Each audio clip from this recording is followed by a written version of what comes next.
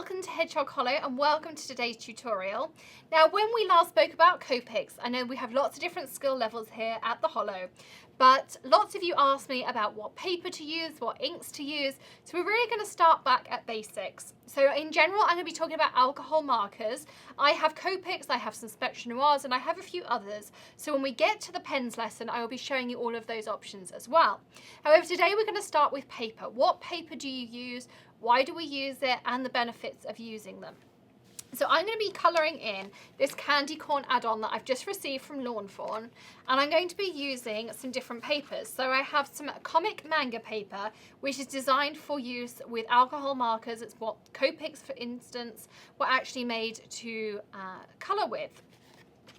Then we're going to be using some Canson Bristol Smooth, as well as some Strathmore Bristol Smooth, because they are different papers even though they have a very similar name. They're just from different manufacturers and they have some different textures.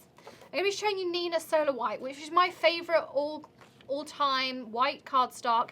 It's very slightly off-white. I mean, if you put it next to a piece, for instance, of this Express Blending Copic paper, you'll see how brilliant white this is versus the Neenah that is not so white. But when you then put something like a Bristol Smooth next to it, you see how bright the Neenah actually is. So we'll be looking at that in a little bit more detail. We're looking at how well the alcohol markers, I'm going to be using Copics, as I say today, blend on each of these papers. I'm going to be using just one ink. We will get to ink in a future lesson as well. Lesson 2 will be about ink. Lesson 3 will be about the markers themselves and different types of alcohol markers. So we'll be looking at that in more detail as well as the weeks go on. So let's get started having a look at these papers. We can colour in the images, and of course I'll have pictures and things for you on the blog that you can use to compare. So let's get started. So I've gone ahead and I've stamped out this candy corn on all of the cardstocks, and I'm going to talk about them in my order of preference. There is also a Copic pad out there, which is really nice to work with. I really like it for practice, and you've also seen that I use vellum when I am practicing as well. However, I don't find that Copic pad thick enough. Now I've tried some of the marker pads that you can get in the big box stores and all sorts of things, but I've narrowed it down to really these cards here, and I'll talk about why I like each particular one. So I love the Neenah Solar White. I use it on everything, and you've seen me use it all the time. And for many of you, I know you want a go-to one-stop shop white cardstock. Well, this is very close to pure white. When you put it next to the Express, I think you can really tell the difference between the two. It's a nice soft satin finish. It gives you a little bit time to blend. It's nice and thick. I like the 80 pound. You can also get 110 pound. I have that too. But if you are looking for an all-round great cardstock to use with distress markers or with Prismacolor pencils, with Copics or alcohol markers, then I would go with the Neenah Solar White. I buy it in bulk in a REAM, and then I have it cut down into these quarters, which is card front size, and then I have it cut in half in the 2 directions to give me card fronts. So that would be my favourite go-to cardstock. And I've arranged these in order so I can talk through them. Now it's called Express It Copic cardstock.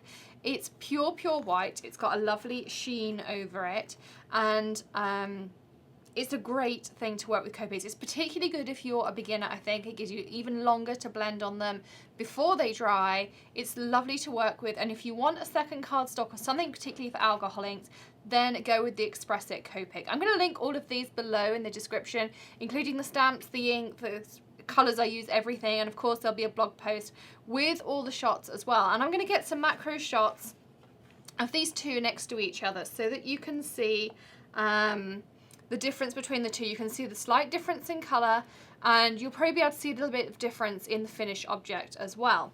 Now the next one we're going to look at is the Strathmore Bristol Smooth versus the Canson Bristol Smooth. Now the Strathmore has a bit more texture to it than the Canson. The Canson gives you a bit more blending time than the Strathmore.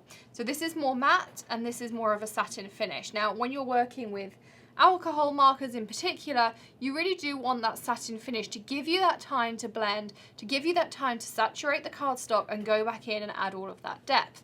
So the 2 Bristol Smooths are great. However, They're not my particular favourites, but I'm going to show you how to use them because I do use the Bristol Smooth for lots of things. It's great for watercolouring, it's great for pencils. You can do lots of things with it. So you may have this around your craft room, so we're going to work with that as well. And then the final thing I'm going to work with is the comic manga. Now I occasionally pull this out if I'm doing maybe a storyboard scene, particularly the waffle flower scenes. I find this reacts really well. Now manga is what Copics in particular were designed to be used with. So I find it quite interesting to work with this, but I don't find it's overly Copic friendly. But again, I'm going to show you how to use it because you might have seen it or you might have some in your crafty supplies, having seen the whole manga idea and Copics being sort of the home of manga. So we're going to use that today as well. It's also worth saying that for each of these I have stamped it out in, and my favourite thing's hybrid black. It's one of my favourite black inks to work with, and I'm going to do an entire video on working with alcohol inks and what inks you use and what inks not to use, because I think that would be really useful. So let me bring these down and let's start doing some blending. So I'm going to use 2 shades of yellow, I'm going to use Y13 and Y11, and I'm going to use 2 shades of orange, YR15 and YR16. Now, I think it's white at the top and then yellow and then orange. Now, I've never eaten a piece of candy corn. You may laugh, we don't get them in England. So since I've been here, I'm sure this will be my first Halloween. Jesus, that's what I'm going to do it in. If this is a massive faux pas, well, you'll have to excuse me. Now, when you work with Copic inks, you want to put your lightest colour down first, then you put your darker colour down, and particularly in any V areas. Now, these are not hugely different, so you're not going to see a massive difference. And then you go back in with your lighter colour and blend it in. So when I work with the oranges, you'll probably see a little bit more. So I'm going to go in, saturate my colour, and then I'm going to go in with these darker areas, and then I'm going to go back into that middle piece. So I will colour this whole thing in so that you can see the difference, and I'll get Mr. HH to take lots of pictures, which will be at the end of this video, so you can see the close-ups, and of course I will put them on the blog as well. But the Neenah is great, so you can go in. I'm going to do something just a little bit different on this one. So I'm going to take the really light yellow, and then I'm going to take in the medium orange, and I just wanted to work with minimal colours just for this video. Then I'm going to go in with the darker orange, and then I'm going to go back with this lighter one, and it will really soften out those blends. So you can see there, it really does soften out just in this area here. You can see how saturating and building up that colour. I'm going to go back and finish it how I did the first one, but just to show you how well that works on the Neenah. And it's very forgiving, it gives you lots of time. And again, I'll do this yellow piece. So I will colour this whole thing in before we do the pictures so that you can have a look at it and find the appropriate colour. So that is how the Neenah works. So let's compare that to working on the Express. So again, I'm going to do one traditional. I'm going to pick out the same one just so you can see.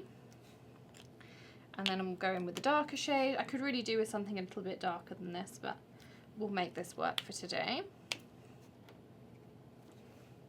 And then we'll go in with our orange. And then I'll do the same experiment that we did just now with the sort of extreme colours so you can see how they come together.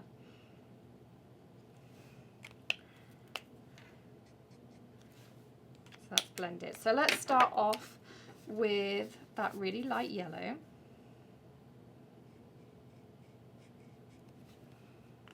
Then we're going to go in with our medium orange, just leaving a little bit of a gap there, and then I'm going to go in with the dark orange. And I'll tell you why I prefer working with this cardstock if you would like a particular one for alcohol inks. So when I work with the Neenah, you get a lot of seepage. Now you do have to be quite careful with that because it can sneak up on you and then you end up cutting out the image when you weren't really intending to. When you work with the Express, and I'll put it the right way up so you can see, you don't get that. You get very crisp images, it absorbs the ink, excuse me, but it still allows you that time to blend because it's got that sheen on it. So the Express is obviously built for Copics, hence the name of it. And if you are looking for a particular Copic cardstock, then I'm going to go with the Express It, and as I say, I'll link everything up for you. Let's try these two Bristol Smooths. As I say, this Strathmore is a little bit darker, this is a bit whiter, this has more texture, this has more of a sheen to it. So we're going to do exactly the same, and I'm going to do exactly the same on all of them, just so that you can see the difference. Now I'm going to work reasonably quickly so that I can just do the two at once here. And I think when I colour this in, I might introduce a couple of extra shades. If I do that, of course, I will link it up for you so you know exactly what I have used. And the other thing you'll notice is, despite using exactly the same colours and exactly the same techniques, the colours will come out different depending on the cardstock. Again, you'll see that more when we do the side-by-side macro shots. But you do have a difference in how those colours turn out. So that's our regular one, as I will call it. Let's go with some extremes. So let's go in with those light colours. Then I'm going to go in with my medium orange shade.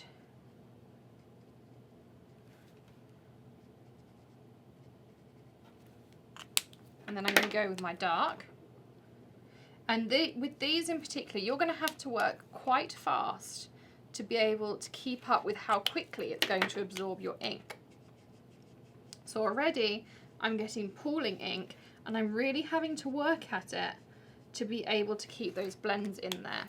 And I'm going to go back and add a little bit more of the darker because I want these to go in, but as I say, you're going to end up with pooling ink really quickly on using these Bristol Smooths. However, it is doable. Don't be put off by it. If you have this in your craft room and you have some alcohol markers, whether they're the Copics, Spectrum Noirs, the Nuvo version, whatever they are, just practice with them. I'll also link up the 2 Copic videos I've done already with some Gina K stamps. I did 2. And if you're learning to blend, I really recommend working on vellum, particularly as you can take an alcohol swab pad and you can wipe it all off again because it's not very porous, and you can have another go. It also gives you more time because it's not as porous to keep going with your blends and to soften these things. And then you'll also find I move on to cardstock, and I use the Neenah Solar White. You can use the Distress alcohol ink paper. I don't recommend it particularly because it's very difficult, because you have to stamp with something non-porous, so it does make things a little bit more difficult, but it is possible, and I'm sure we'll cover it in a future video on the Copics. Now I'm quickly just going to show you the comic manga before I finish. Again, I'm going to do exactly the same thing, and we'll go in with this tone. Now this, you really do have to work quickly and you have to work hard at it, but the results, if you have the patience to do it, you will find you get some great results. Because if you didn't already know, Copics, and I know I've mentioned it quite a few times already in this video, they were designed to work with manga. That's how Copics were invented. They're Japanese, and the Japanese love their manga. So again, I'm doing this extreme as well, and you can see me doing that as well. And so therefore, that's really what this manga paper was designed for. Now, if there's a paper you've seen out there and I haven't covered it in this review, do let me know. I'm more than happy to go out and try some different papers or something you may like. I'm, again, happy to try that and see how it goes. Now, you can see, I'm going to just lift this one up a little bit here. So this is the comic manga, and you really do get a lot of tones in there, whereas when I use the Bristol Smooth, it's still quite flat. With the Strathmore Bristol Smooth, it's still quite flat. You get a bit more when you use the Neenah. This one is a little bit more dimensional, and you get even more again with the Express Hits. So as I say, if you're looking for a very specific Copic only, and you are maybe a beginner to intermediate, I would definitely recommend the Express Hit Copic. I'm nowhere near an advanced, and I really do struggle with this Copic manga, but it's very doable. I also like the Express It Copic, how white it is, how crisp it is. It does look lovely, but when you put it against the Neenah Solar White, it really does show you that it's not as bleached and processed as this one. So I hope you found today's tutorial useful. I've got some pictures on the screen right now of comparisons between the two. You can see where I've coloured in the whole image and how they actually come out. I didn't introduce any extra tones in the end, I just went with these ones. I use a variety of techniques and we'll be learning those in future videos as well. The next video I'm going to do is on the inks to use. We're going to look at Lawn Fawn and we're going to look at some other inks that are out there as well, including my favourite, the My Favourite Things Hybrid. So do join us for the next video, which will be out very soon. If you have any questions or there's some papers you'd like me to try, then please do get in touch. You can leave a comment below or you can hop on over to the blog. If you're on a mobile device, click that downward arrow in the bottom right hand corner and you can see the supply list, links to the blog, all those sorts of things, and all these pictures will be there for you to pin on your Pinterest or save, however you like to manage those things. Also, there's some subscribe buttons coming up and some recommended videos. I've also added the Copic ones in there, so do check those out as well, and our Copic playlist. Thank you so much for joining me today. I hope you'll join me again very soon for some more Copic tutorials. Happy stamping! Bye!